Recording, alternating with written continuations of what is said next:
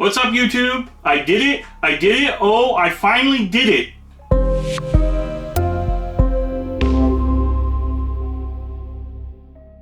What did I do, guys? I bought Switch controllers, Joy-Cons. Actually, I didn't buy them, I traded. And they're brand new, sealed, basically. They were never used, and I traded for them. Well, why would I do that? Well, I even bought a dock for the Switch. And a higher milliamp battery. Yeah, like the one that's in the, I guess, the newer revision. But why did I do that?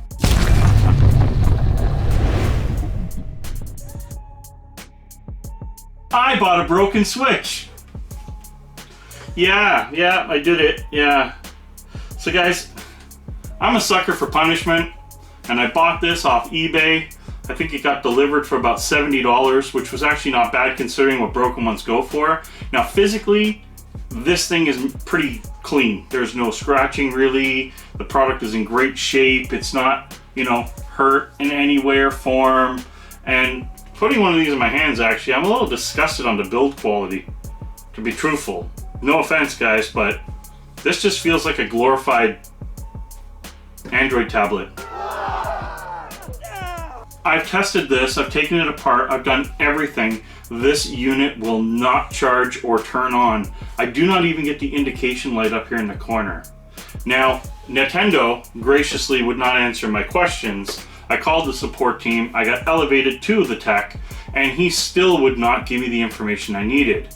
Other than beating around the bush a little, he did tell me that it indicated that if the battery in the unit was completely dead, I would not get a charge light or any power. So that being said, I bought a new battery.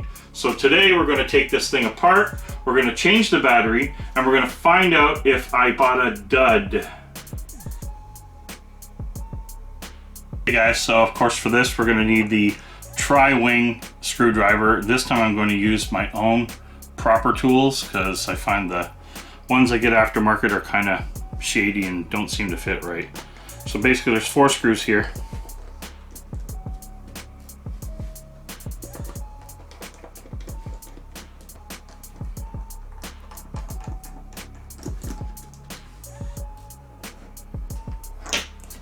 And something everybody shows in their videos, when they take these apart, they show taking out all these screws.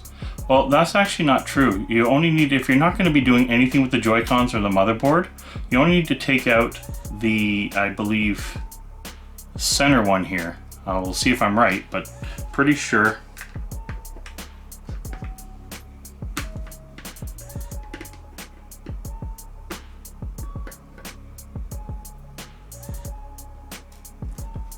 And then there's 2 on the bottom here.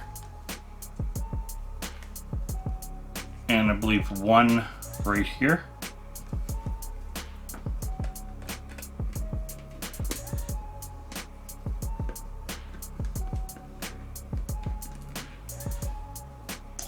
And then guys, you're going to want to take this piece here, lift it up, and take it off. It just clips off. There's a screw right here that needs to be removed.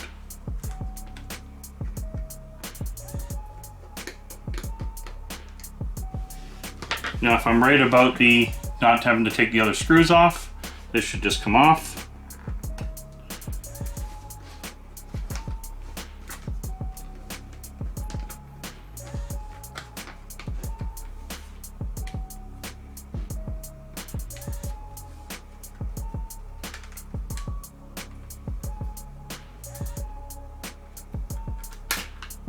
And I am right.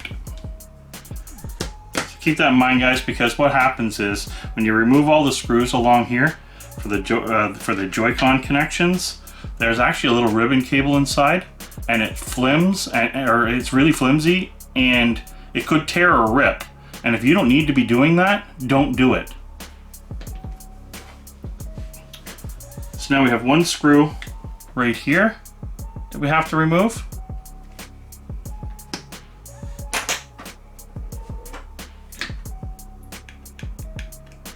This is the micro SD reader. And then we need to take off just a clip, literally. Just a clip plugs into the board, pressure clip. Okay, now we have a bunch of screws here, and you'll see going around, there's some screws going around the edge. We're gonna remove those now.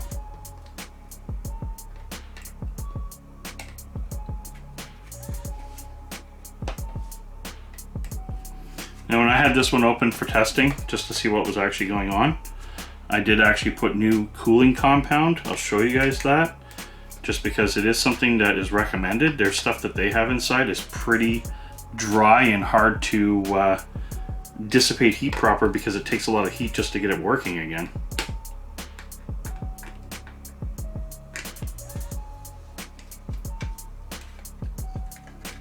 There we go.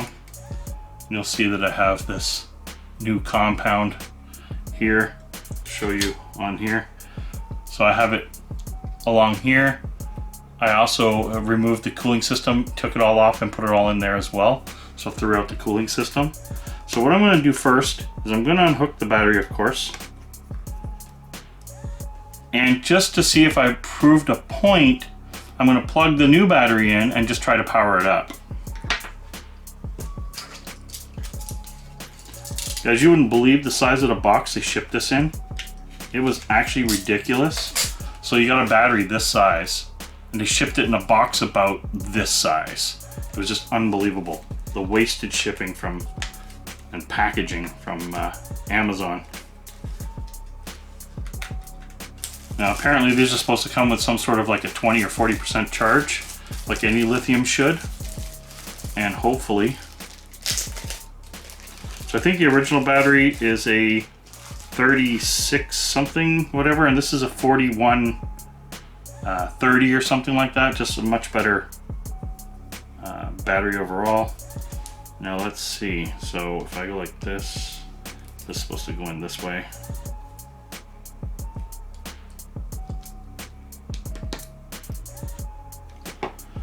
Okay, moment of truth.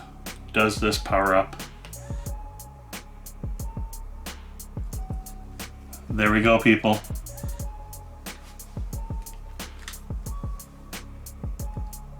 Or at least it was. There we go. As you can see, the switch actually works. $70 to my door, paid another $20 for the battery, and a bit of my time. Well guys, we're days later, a couple phone calls with Nintendo later. Looks like I'm gonna have to send this thing in for repair anyway. Now my biggest problem is they may call what I did modding my product. So I'm gonna try and put the original battery back in and send it to them that way. What is happening, I'm getting a 2101-0001 error. No matter what I do, hard resets, anything, nothing seems to fix this. This is actually not our fault. This is actually Nintendo's product. This is a software error, which means the system has crashed and is unrecovered.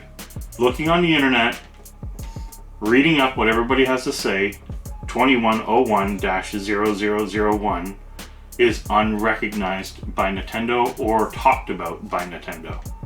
I think it's death of your Switch, personally. So they want to charge me $99 to repair it and possibly replace it. But will they call my liquid change for my cooling system a modification? I did not change any parts. I guess I'm going to have to try and send it in and see. Unless any of the viewers out there have seen this before and you know a fix for it. Right now, my mind is blown. So basically what's happening with this unit right now is it will turn on now. It does turn on. And it shows the logo, and then it shows the Switch logo, and then the error screen, which is typical of a crashed Switch. But here's the problem. I cannot get it into recovery mode. If I could get this into recovery mode and do a hard reset, make the Switch all formatted anyway as I would want to, as it's now mine, not somebody else's. This would be the goal, but it won't do it. So guys, till next time, I hope you enjoyed this video. I'm feeling kind of sad about it because normally when I do a video and I do a repair, it usually is a pass. In this case, I failed to fix this product. Hey guys, please share, subscribe, and smash that bell for further updates. And maybe I will send this thing into Nintendo and we can see what they call a modification. Till next time, guys, thank you for watching. Game over.